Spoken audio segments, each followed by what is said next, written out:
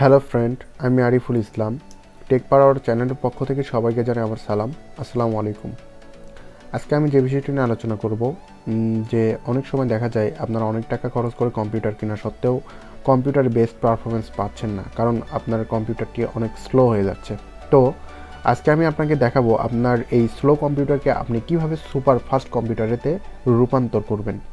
তো চলুন বেশি কথা না বলে শুরু করা যাক।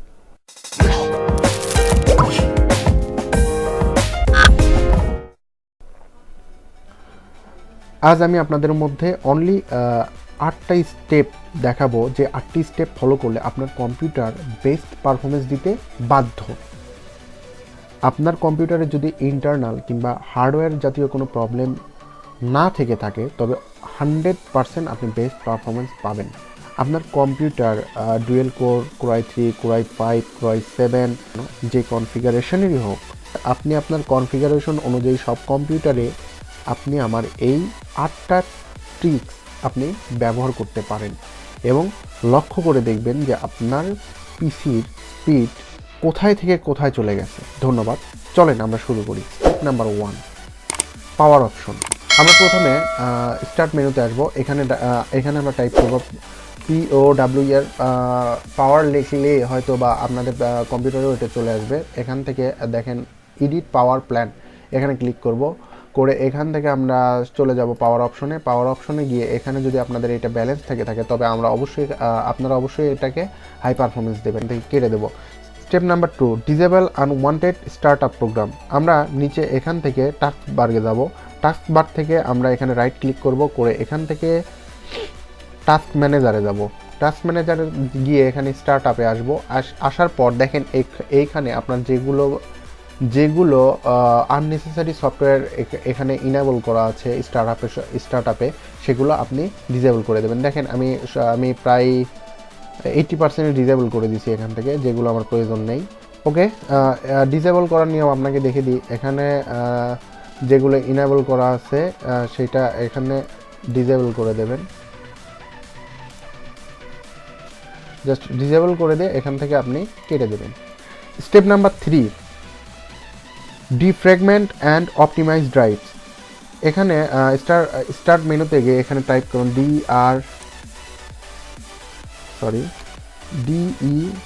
দেখেন ডিই লেখার সাথে এখানে এসে গেছে ডিফ্র্যাগমেন্ট অ্যান্ড অপটিমাইজ ড্রাইভস।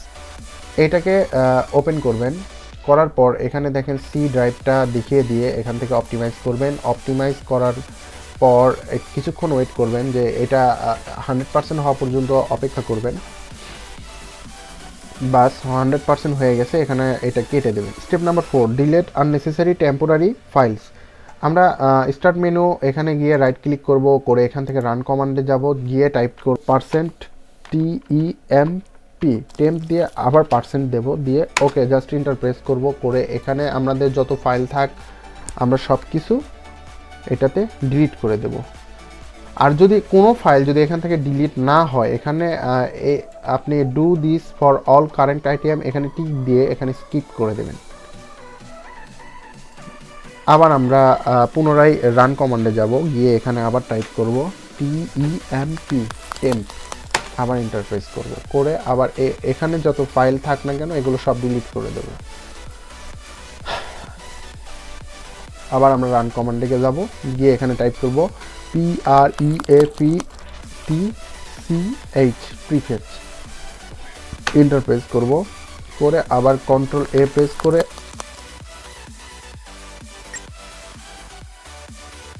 সব ফাইল আপনি ডিলিট করবেন। কিভাবে? শিফট ধরে ডিলিট দিয়ে ইন্টারফেস করবেন। Step number 5, clean up memory C drive. আমরা দিস কম্পিউটারে যাব, এখান থেকে সি ড্রাইভের প্রপার্টিসে যাব। প্রপার্টিসে গিয়ে এখান থেকে আমরা ডিস্ক ক্লিন আপ নামে যে অপশনটি আছে এখানে ক্লিক করব। ক্লিক করার পর এখানে downloaded programme file, temporary internet file, এই দুটাতে ক্লিক করব এবং শেষে এসে এখান থেকে থাম্বনাইলস, তারপরে টেম্পোরারি ফাইলস, তারপরে রিসাইকেল বিন, এগুলোতে দিয়ে ক্লিন আপ সিস্টেম ফাইল আবার এখানে ক্লিক করব। কিছুক্ষণ সময় লাগবে এটা হতে।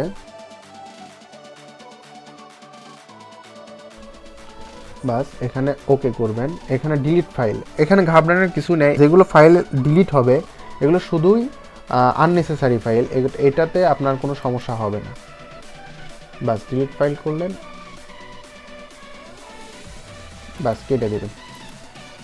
Step number 6, reduce run time service.